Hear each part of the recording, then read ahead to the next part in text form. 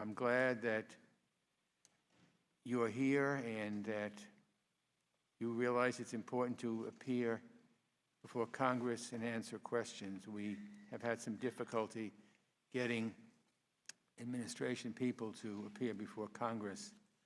So your being here is really appreciated. Somebody said it was like spotting a unicorn. Pursuant to notice, the committee is convened today to hear testimony on the Trump administration's foreign assistance budget request for the year 2021 fiscal year. Your predecessor, Administrator Green, and I didn't agree on everything, but he did a good and serious job, and I know that he did value the importance of foreign assistance as a tool of American foreign policy. I really think he was terrific. But whatever Mr. Green personally felt, it certainly didn't align with the administration's views, which we've seen again and again in the budgets the administration has sent up to Congress. A budget request is a lot more than numbers on a page. It's a statement of values and priorities, and the administration's values and priorities say that we should cut our international affairs budget by roughly a quarter, that we should cut funding for global health, that we should cut food aid, that we should cut democracy assistance. Frankly, it's almost what we've come to expect. And after 3.5 exhausting years, we've all heard the administration's message loud and clear. And the message seems to be, we don't care. We don't care about the good that our development efforts do all around the world. We don't care about the people and communities that benefit from this work. We don't care about the harm done to American leadership when we pull back from the global stage. We don't care about the people who work at USAID, and we don't care about Congress, which has resoundingly rejected every budget that the White House has sent up, and which we will again. We get it. This starts at the top, and we all understand the president.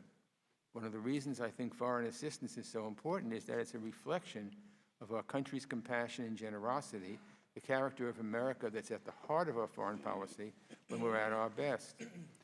Apparently, the president doesn't think that way. He doesn't look back on things like Lend-Lease, the Marshall Plan, the Berlin Airlift, or PEPFAR as the hallmarks of strong global leadership.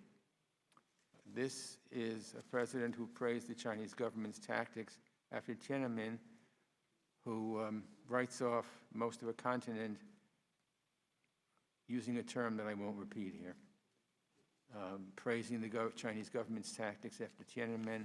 It's really, really off base.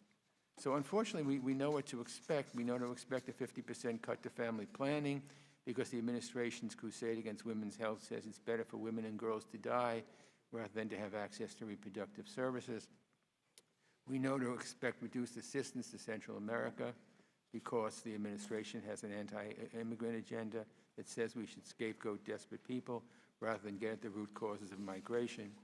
But what's especially galling about this year's budget that was sent to us is that even in the middle of a global pandemic, one that has come at the cost of nearly 150,000 American lives, the administration wants to still slash funding for global health efforts.